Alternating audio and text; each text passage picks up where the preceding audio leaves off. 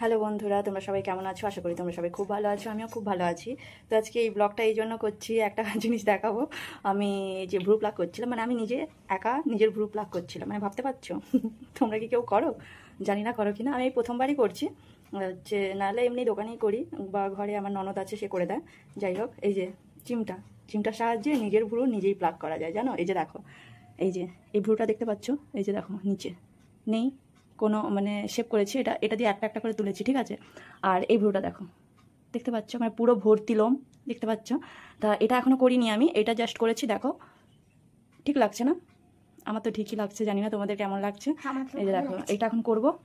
একটা হয়েছে, তোমাদের দেখালাম, এই যে চিমটা দিয়ে ভ্রু প্লাক করা দেয়, একটা একটা করে টেনে করে তুলতে হবে, লাগবে না। আর ভ্রু প্লাকে এত লাগে না, এই ভয়ে আমি মানে করতে চাই না। আমি নিজেই ঘরে এই যে একা করছি, সেটাই আমার কাছে যথেষ্ট।